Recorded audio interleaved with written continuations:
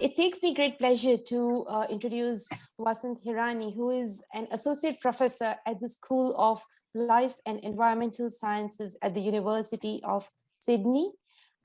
She is a qualified dietitian, nutritional epidemiologist, and public health nutritionist with a PhD in nutritional epidemiology. Her research interests are in the area of aging research in particular.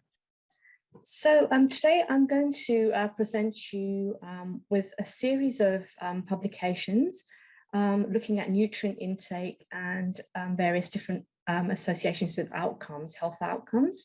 We're using data from the Concord Health and Aging in Men project. And these studies were conducted through different phases in the cycle of the CHAMP study. The actual research has been supervised by myself, and it was part of a PhD project. Arpita Das was doing her PhD on this, and I was her primary supervisor.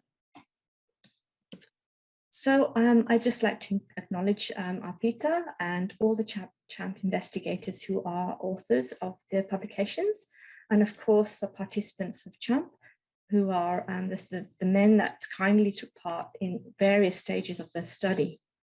And of course, the funders, the NHMRC, the Centre of Excellence, Population Health, Aging Research, and of course, the University of Sydney. So first of all, I would like to kind of introduce to you that dietary habits, nutrient intakes, and the aging processes are very much related, as you can imagine. So poor or marginal nutritional status is linked to increased risk of chronic diseases, morbidity, mortality, and aging is accompanied by many changes that can make it more difficult for people to meet their nutrient needs. And these changes have been categorized into different areas. So they can be physical or functional, psychosocial, and they all have interrelationships. The area of research in looking at these kind of associations has become quite common, and it's evolving. It's not, there isn't a lot of research, but it's quite an evolving area of research. And of course, strategies in managing chronic conditions, including malnourishment and these multidimensional areas, is very important for the future to its sort of looking at the impacts of how we can improve the outcomes for older people. And diet, you know, it is a modifiable risk factor, so it becomes very important in line with physical activity and lifestyle modifications. So we will be, I'll be covering these kind of areas as we go along. So these are the objectives of today. There are some differences to the abstract that was put forward, but the main kind of studies, there are other studies, but I'm going to focus on these four. So the objectives are to look at the prospective associations between antioxidant intakes and frailty, to look at antioxidant intakes, dietary patterns, and depressive symptoms, to look at, again, antioxidants and the major cardiovascular events, and then look at the types of proteins and the total protein intakes, and the risk of all-cause and cause-specific mortality. So just to give you those overview of those topics that I'm going to be covering. Now, I'm just going to tell you a little bit about the Concord Health and Aging in Men project. It actually started in 2005, and at the beginning, of that 1,705 men were recruited. And now this study took part in a particular government area in Sydney. The areas that we were focusing on collecting information from participants, they lived around the areas of Burwood, Canada Bay, and Strathfield, and they're living in the areas close to Concord Hospital. And this is where the clinic visit took place. So the participants were invited via sort of look at getting their access to their information through the register. and registration is compulsory. So we managed to, get that information, contact the participants by letter. If they had a telephone number, they were called. If they didn't have a telephone number, they were sent a second letter. And this was the recruitment, procedure. They were excluded if they were living in a residential accommodation. So in the end, as I say, we had 1,705 men that participated, and this was at baseline of the study, which was run between 2005 and 2007. Now, we did have many follow-ups. So, as you can see, that was the baseline. And then some men didn't want to take part at 2-year follow-up. So a 2-year follow-up, there were 1,366 men. Sometimes we call 2-year follow-up wave 2. Then there was a 5-year follow-up. And again, as you can see, there were some men that were lost. Some of these men did pass away, but others just didn't want to take part, or for some other reason, they couldn't take part. But at the 5-year follow-up, or we call it the third wave, there was the dietary assessment information that was collected. So this was a new application to the NHMRC where we applied to collect dietary information.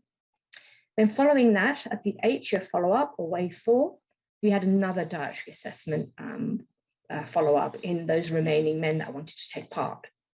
We also have the oral health component. So the men were visited in their house. Some came to the clinic and they had an oral health assessment. So that's the kind of the recruitment procedure. Now, the variables that were measured, well, we did measure a variety of different measurements. So there were sort of physical measurements, there were functional measurements. We collected anthropometric measurements, blood pressure, and as I said, the dietary intake. They had various functional measures like the walking speed, the grip strength, and medication information was also collected. So we did get, and also DEXA, so we had a wide variety of information that was collected. Just on the next slide, this, you don't have to kind of follow this, but there were lots of measures here. And this is the baseline study. So in the second follow-up, the 2-year follow-up, some of these measures were also taken. But in subsequent waves, some of the things were dropped, some of the measures were dropped. So if I talk to you now about the dietary assessment, so this was a diet history method that we use. It was a diet history questionnaire. And it was one that was adopted from the Sydney South West Health Service outpatients diet history form, but it was adapted in a way so that we adapted it for our use. And it approximately took 45 minutes to administer. So there was a dietitian who visited the household with the spouse, with the partner present or family members present, and they would go through, the dietitian would go through all the questions and get a complete diet history. There were also some questions at the end that were asked about, whether the eating habits had changed, whether there was any illnesses that would impact the eating habits. And then this was all this data was taken back to the office, entered into a software package called FoodWorks. And then there was some sophisticated kind of, and quite a lot of qualitative details required for entering this data and getting some really good information about what the participant was consuming. We use a nutrient database to convert that information into, so we have nutrient data, and we use the nutrient database, which is called OSNUT, which is widely used. We also did some analysis to find out about energy requirements of the participants and their physical activity levels. We also looked at their under and over reporting, because that's very important. So if there were any outliers, those were excluded.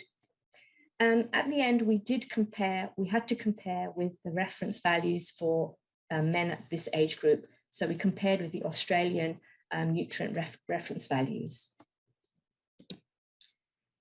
In addition, at the analysis stage, when we had all the data, we actually wanted to find out about how we could create an index so that we had a scoring system where we could score participants as to if they were matching the Australian Dietary Guidelines.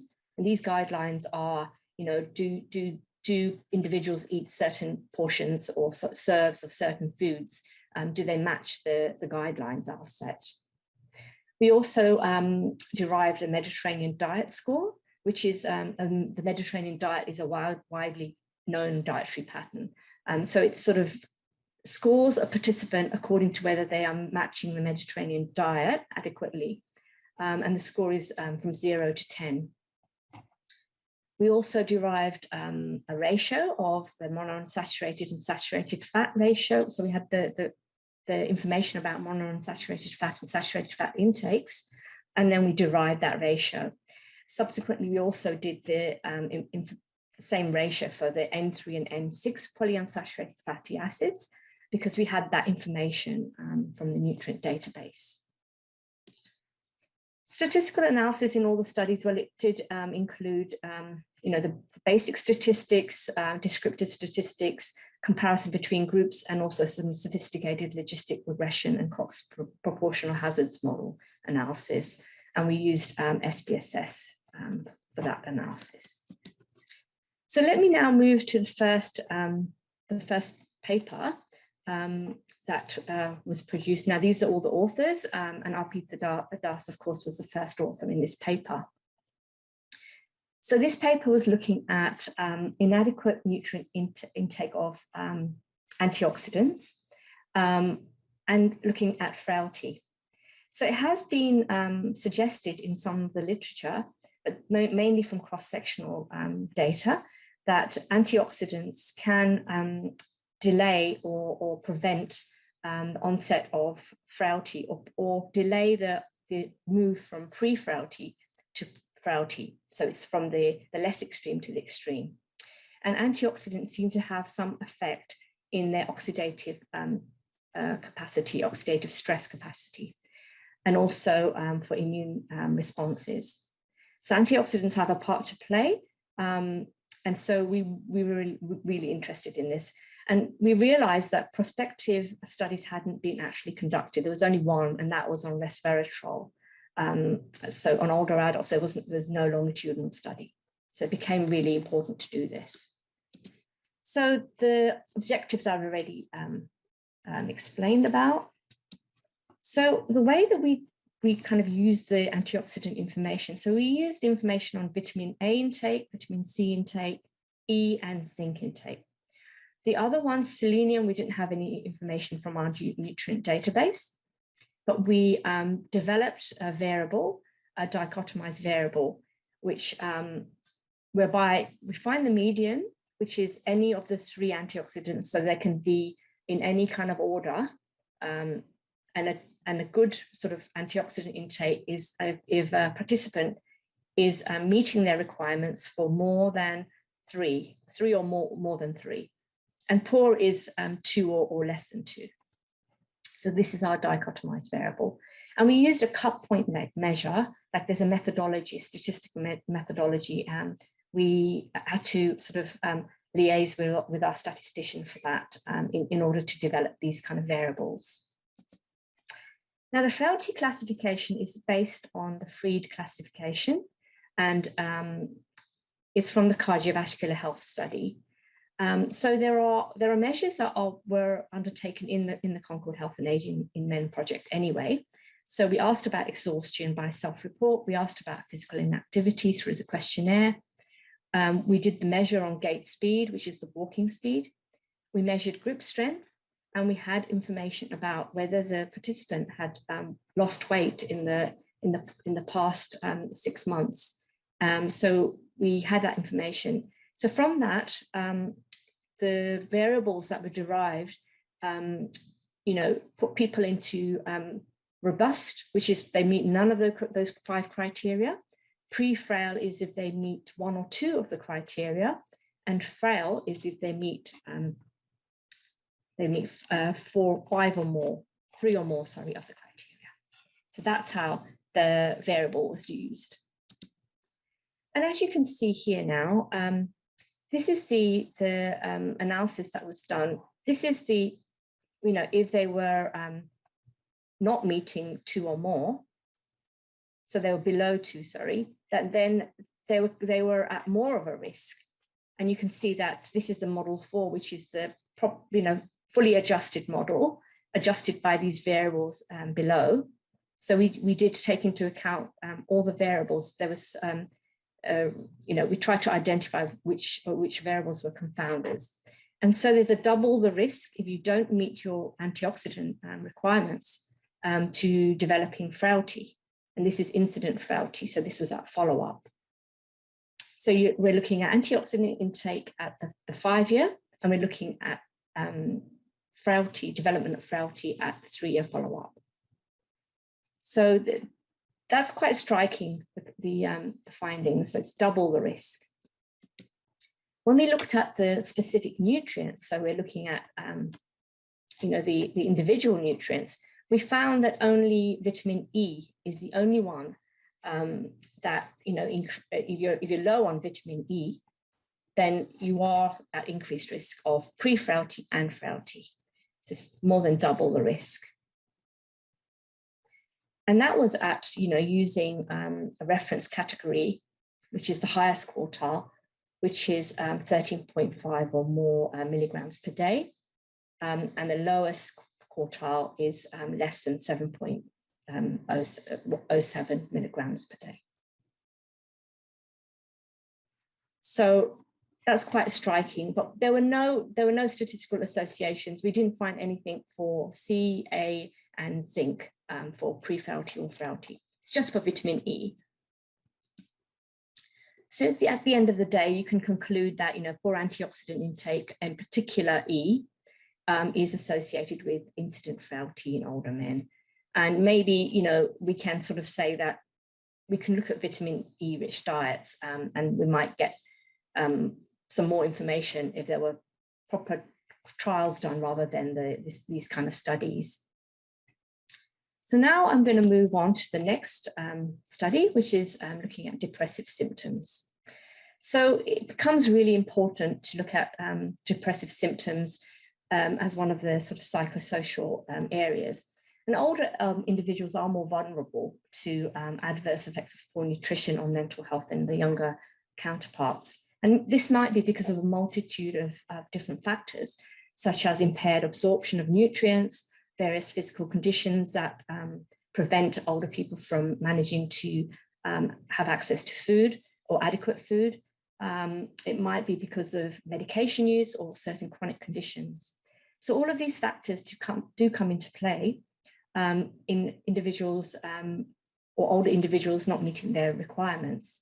And then depressive symptoms is one of those factors that could be due to a multiple of different reasons. But we found this quite an interesting area to look at. So this was the objective, as I already mentioned, to look at antioxidant intakes. We included dietary patterns in this one as well, and depressive symptoms. So again, we use the same variable for antioxidants, so I won't go into that again. And what we used was the geriatric depression scale, which is widely used.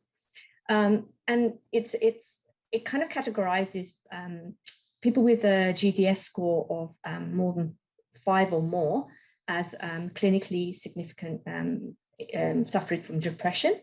If they have a score 4 or below 4, they are that implies that they're not having any depressive symptoms. So that's the kind of categorization.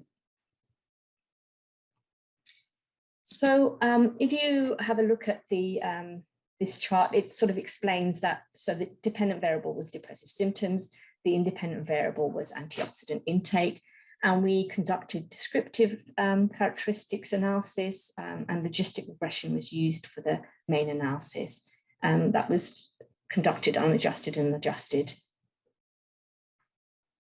So with the prospective analysis, when we're looking at incidence of depressive symptoms, we always take out those men that have depressive symptoms. So they have a score of 5 or more at the baseline. So at the baseline, we take those men out, and then we look at the follow-up to see whether they developed those depressive symptoms.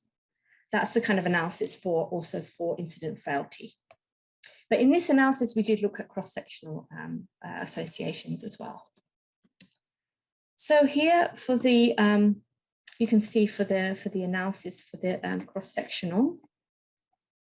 So it seems to show that there is a double the risk for cross-sectional analysis in the fully adjusted. So that's the last one here. So not meeting two of the antioxidants or less than 2 doubles the risk of having depressive symptoms. And then that was kind of confirmed again with the longitudinal analysis. So with the looking at the follow-up data, it's more. So it's 2.5 almost increased risk. And that's in the fully adjusted model here. So those were quite striking findings. Then we did look at the specific antioxidants again, and we only found for zinc, there was close to 2.5 increased odds of risk of having depressive symptoms, clinically depressive symptoms if you're low on zinc, and the same for vitamin E. It's double the risk of depressive symptoms if you're low on vitamin E. And there were no other antioxidants that showed any significant association specifically, separately. So that's then concluding that, it's important, support antioxidant intake, but in particular, zinc and vitamin E seem to be associated with an increased risk of depressive symptoms. And yet again, clinical trials would be quite important here to confirm these associations. So the next one was, we wanted to then look at the dietary antioxidant intake and risk of major adverse cardiovascular events. So this becomes quite important, and there aren't many studies that have been done, but the role of antioxidant intake in cardiovascular disease is of quite big interest at the moment, because increased oxidative stress has been considered to be involved in the development and the progression of cardiovascular disease, because antioxidants have a potential to play a protective role in neutralizing free radical damage, so that there is this increasing evidence that those vitamins such as E, C, carotenoids are associated with, there's a low intake of those antioxidants, they seem to be associated with a higher risk of cardiovascular disease. But there are some other observational studies that are showing some sort of contradictions. So we weren't quite sure. So we did want to confirm those findings. So again, we used the antioxidant variable, and we had measures of the MACE, major adverse cardiovascular events data. We had that information from data linkage. So it's quite sophisticated data linkage information that we had. So this was data that was obtained from population databases. So the New South Wales patient data, and we had some data from death, marriages and registry for the mortality data. All the diseases were coded using the International Classification of Diseases. And the endpoints were stroke, myocardial infarction, congestive cardiac failure, and revascularization. So altogether, that's defined as MACE. That's a collective name for MACE. But we could look at separate ones as well. We did look at those separate endpoints. So during the follow-up of median of 5.2 years, 38% of men had those collective conditions. So when you look at them separately, 5.3 had myocardial infarction, 5% had stroke, 16.1, the highest, had congestive cardiac failure, and 3.6 had revascularization. So when we looked at the the analysis, there was no significant association between dietary or supplemental antioxidant intake and MACE, or overall MACE. But we did find associations with inadequate antioxidant intake and congestive cardiac failure when we looked at that separately. And it was the lowest quartile of zinc intake which was associated with congestive cardiac failure. So less than 11 milligrams per day.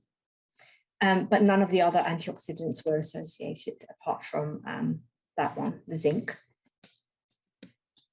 So that's our kind of conclusion, is to say that zinc seems to be important for this association.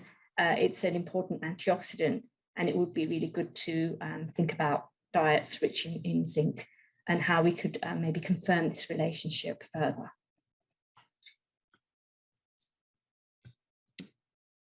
So the last one that we looked at was, and this was quite an important study in that there hasn't been much work conducted looking at specifically at plant versus animal protein. So the association between dietary intake and protein and mortality, it has been quite conflicting as well. And some studies looked at, and they sort of suggested that higher protein intake is associated with reduced risk of all-cause mortality. Whereas other studies, they show no association. So it's not clear-cut. But we know and we think that, it is important that the types of protein should be investigated. There are requirements that are set for the average amounts of protein that individuals should be consuming. But what does it actually say? So we did actually do another study. It was using the health survey, nutrition and health survey data, which is collected.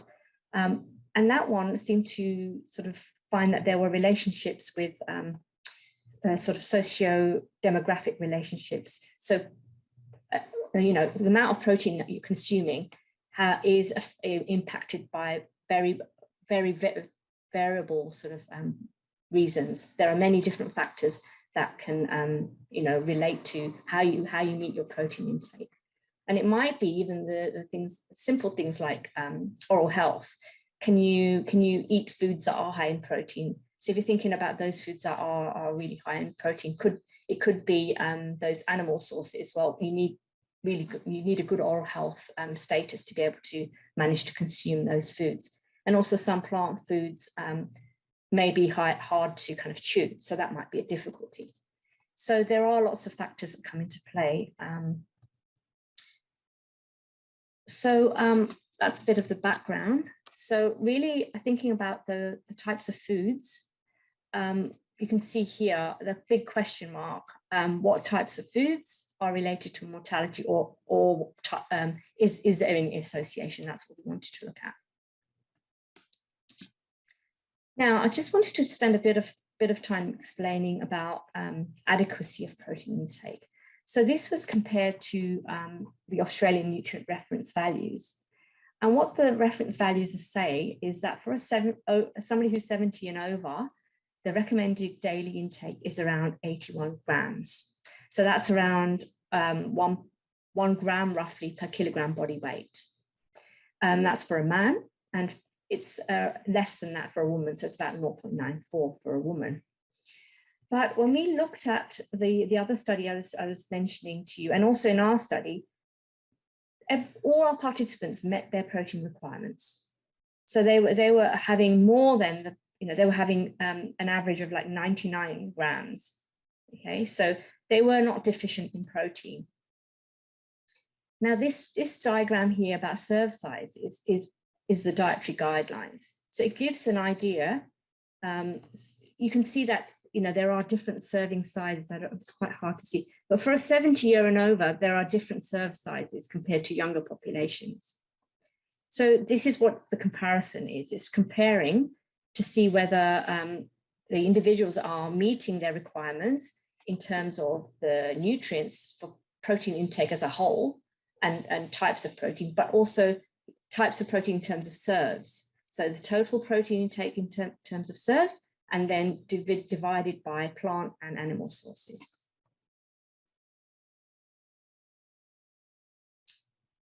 And, we had information about different food groups. So the meat, poultry, fish, seafood, eggs, milk and milk products.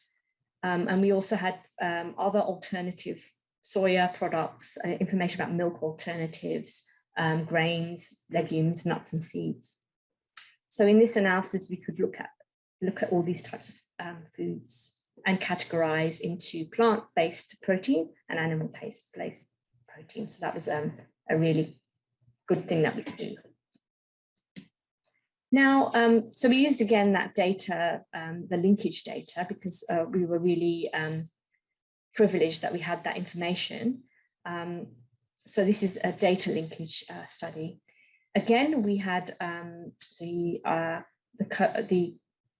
ICD codes, and we had mortality information, which is looking at, first of all, if a participant passed away, this was registered, so we had that information, so we could follow up. Okay, so there were a total of 162 men that had passed away during the median follow-up of 3.7, nearly 4 years. And 54% were due to cancer. Sorry, 54, that's 33% were due to cancer, and 30% were due to cardiovascular disease. As I mentioned, the median intake of daily protein was more than the reference intake, the requirements. So it's nearly 100 grams. So we had no problem of deficiency in protein intake.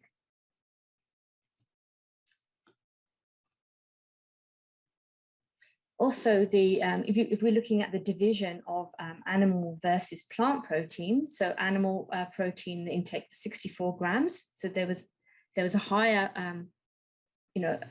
consumption of animal protein, and 34.6 grams for plant protein.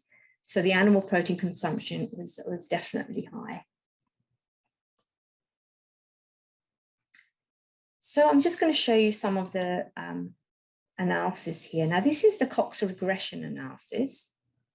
So as you can see here, we're getting a U-shaped distribution for this is for total protein intake, and for all-cause mortality, this is the chart A, and then we have B is for cancer mortality, and C is for cardiovascular disease mortality. So that doesn't seem to show anything there.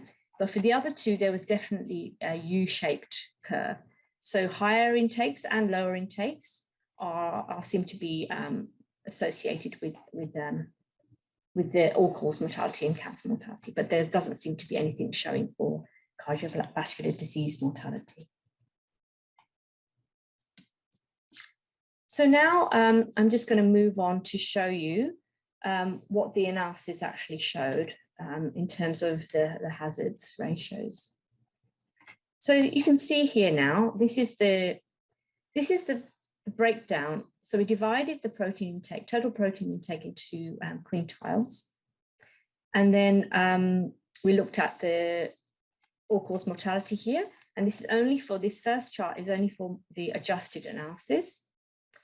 And the second one, this is for cancer. For the cardiovascular, as I said, it didn't show anything. And then so we have grams per protein. And as you can see that the second and third quintile, so the second quintile is 79.2 to 93.6 roughly grams of protein.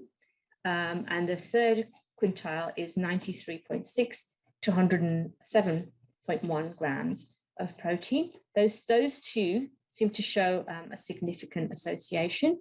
They definitely showed a significant association with increased risk of all-cause mortality. But the others didn't. So overall, we can see that the consumption in that range is significantly associated with reduced risk of all-cause and cancer mortality. So having protein at that level. Now, when we looked at the serves of food, so animal protein versus plant protein. So you can see that in this last chart here. So the red one, that's for animal protein, and the plant protein is in green. And so each serve increase in animal protein was significantly associated with a 12% increase in all-cause mortality and a 23% increase in cancer mortality.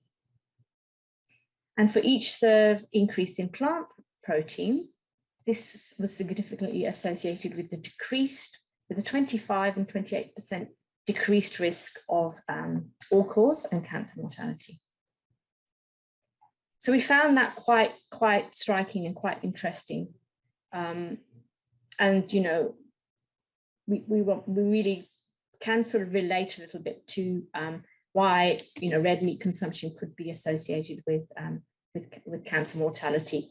And then that is part of all-cause mortality.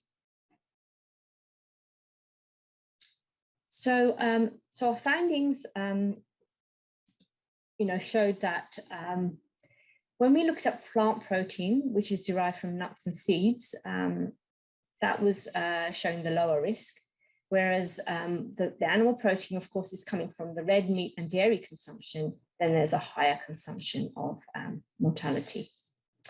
So some other systematic reviews and meta-analysis of you know, prospective studies have shown that the consumption of plant protein does significantly reduce the risk of all-cause and cardiovascular mortality, but not cancer mortality.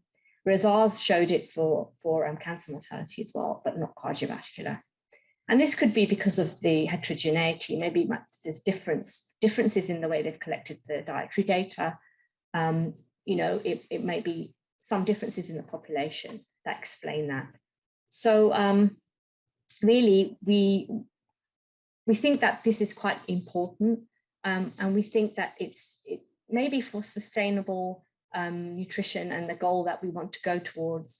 This is a good message to say that, you know, maybe we should be encouraging healthy dietary patterns that include more plant protein rather than animal protein. And, you know, in the long term, is plant protein more beneficial for longevity? So this is what we can sort of we can suggest, or we can hypothesize about. But we think it would be important to maybe have some more information and more data to mirror what we found. So overall, in this body of work, I guess what we kind of can synthesize from this is that antioxidants, these certain antioxidants such as vitamin E, zinc, become important. They're important for frailty and for depressive symptoms and congestive cardiac failure. We realize that total protein intake is in the range of between 79 and 107 is associated with a reduced risk of all-cause and cancer mortality. And then, as I explained about the types of protein become quite important, and that high plant protein may be the way for us to encourage and change diets for the future for longevity. So some of the strengths and limitations for overall for our CHAMP study, it's quite important to maybe talk about these.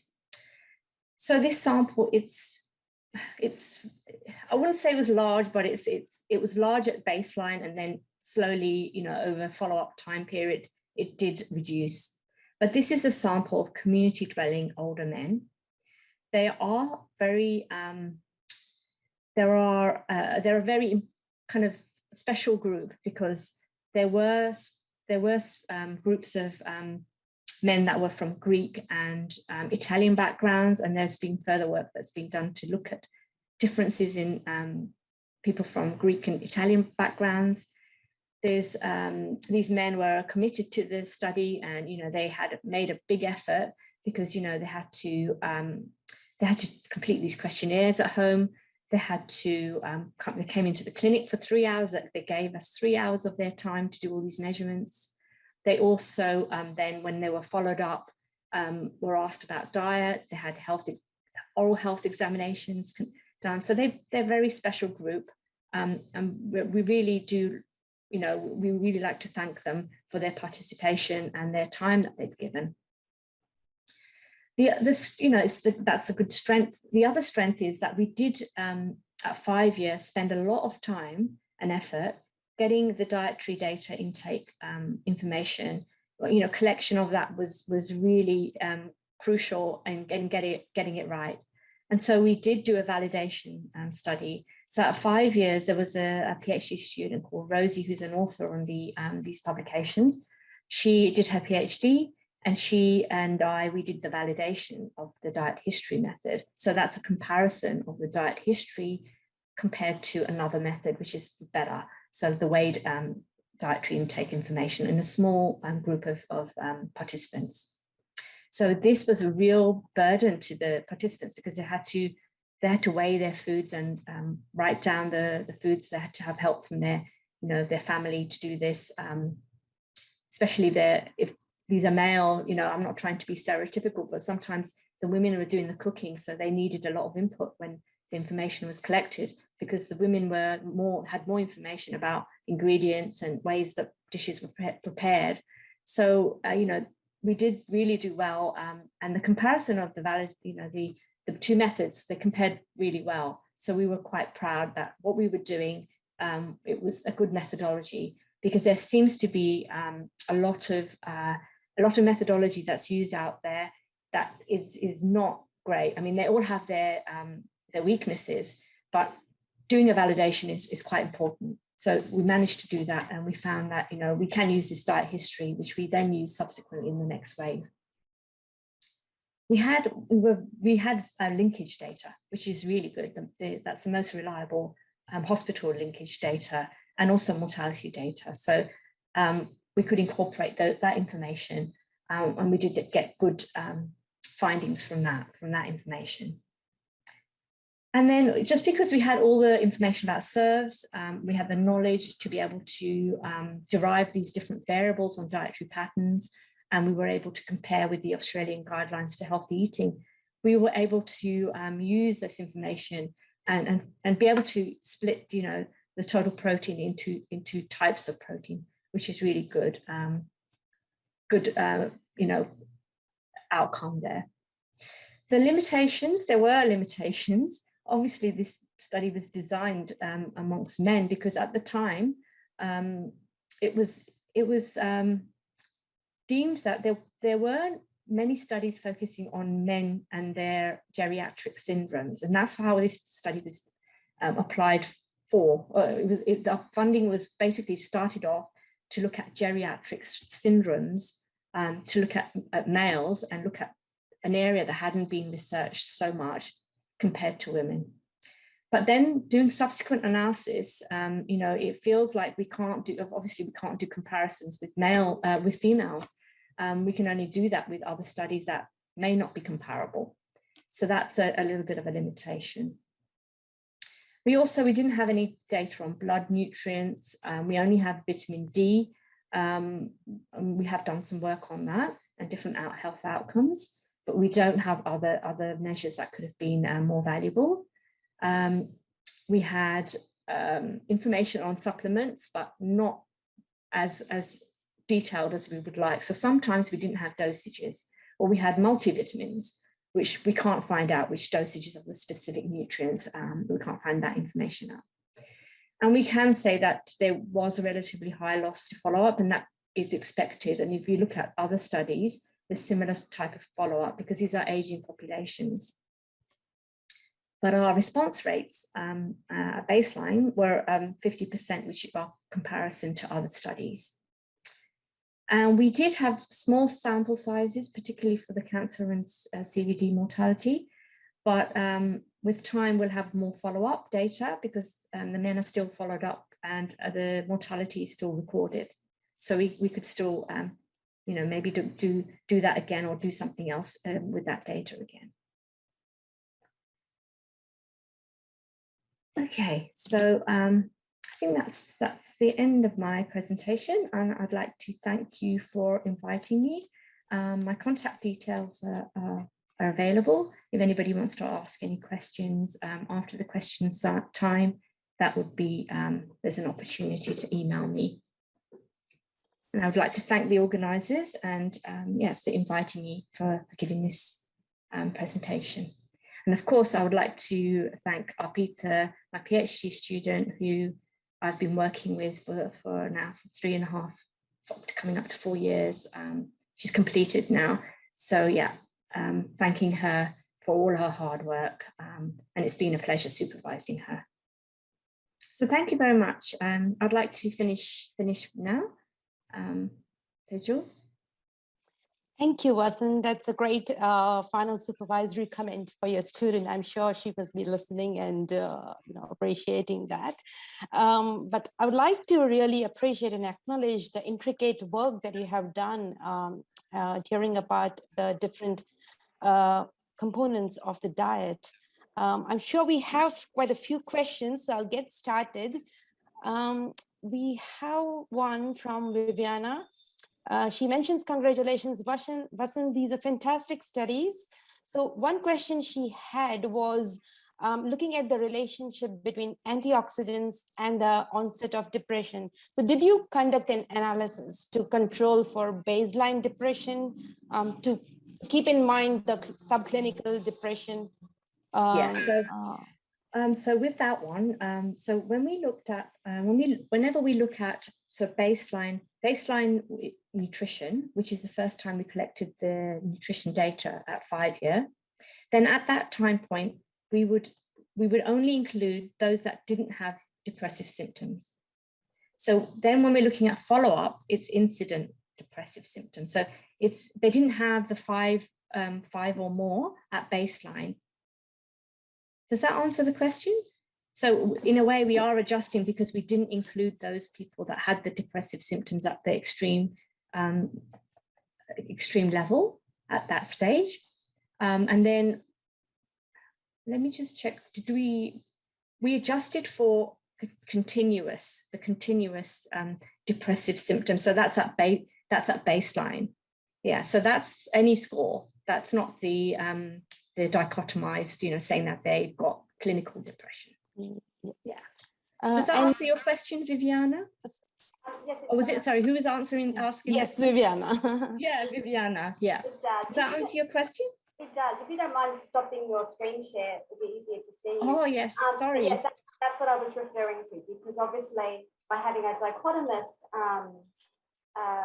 exclusion, then you're missing those people who might have sub-threshold depression. And so, of course, we would imagine that for people who score 4 on the average, 15 or whatever scale you use on the GDS, will also be fairly symptomatic from a depression profile. And of course, that means anhedonia. That means not, eating poor diet. It might mean low appetite. And so I was wanting to make sure that you had also controlled for those scores, not just simply excluded those people above a clinical threshold. Yeah. So you did that. So that's wonderful. Thank you very much.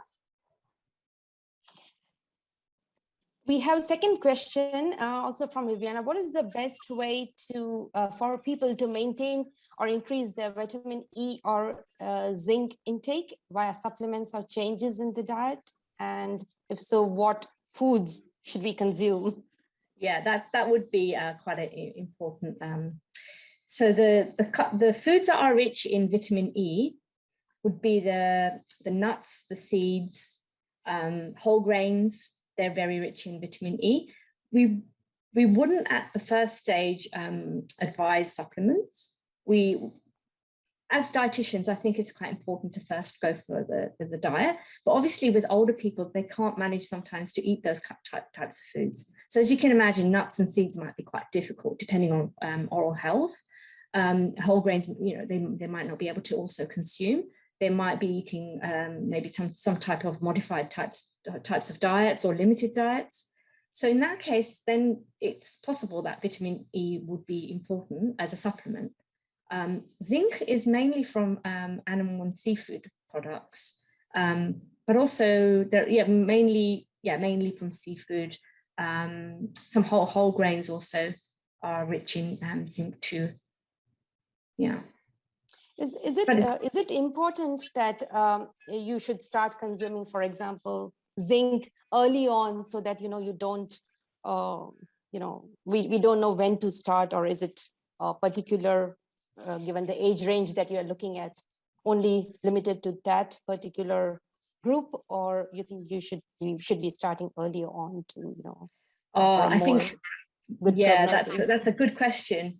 With all these, the healthy eating advice, we say it's all through the life cycle. So whatever you're doing early on, it's going to be beneficial for you as you age. Yeah, because it's all to do with the development or your health outcome. Your health outcome is definitely guided by what you've done in your younger years. But it can be still have an important impact if you change later on, and you're changing your diet later on. Yeah. So it's longitudinal, and it's longitudinal, retrospective, and prospective, I guess, in a way to say it. Yeah. And I think you mentioned that zinc was particularly correlated to lower incidence of TCF. But do you think it's also connected with memory and cognition and development, growth and development? So there have been some studies there have been some studies in the literature that have looked at that. So that's quite an important area. And I think that's quite an important area. Then it's a good thing you mentioned that.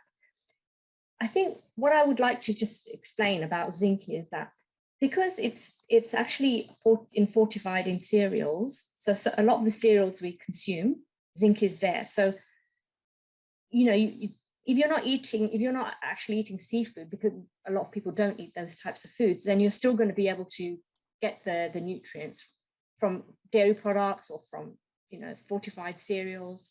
So it's found widely, basically. You wouldn't be able to, but for older age groups, it's a different thing, as I explained that, they have their limitations in whether they can consume certain foods. Right. We don't have any more Q&As, so in the Q&A box, so I might go with a couple of more, if that's okay. Was there any changes between the completers versus, people whom you lost to follow up? Was there anything specific in them that you think may contribute towards your, results?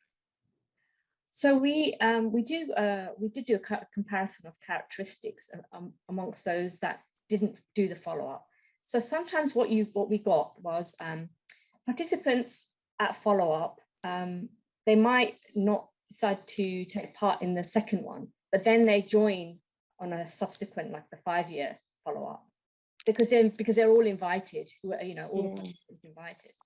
So there might be a reason, like, so when we look at sort of like, we do a comparison of whether they report any conditions or whether they've got any reasons why, maybe mobility or some reason that they couldn't attend. Or other comorbid conditions that may be.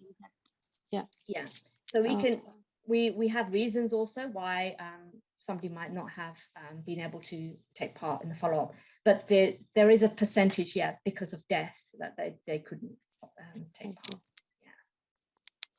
But otherwise, the characteristics between those that take part and those that didn't take part in the follow-up, apart from those reasons, there isn't much difference. It wasn't significant. Okay. Yeah. My last question was, I think you did mention, but do you think that when it comes to plant versus animal-based proteins, certain groups of people or cultural groups may be more? Have you found more significance over there in the terms that they have less mortality in culturally diverse groups rather than just the cohort that you examined? So I haven't looked at that, but there have been other studies that have looked at those people that follow the Mediterranean diet.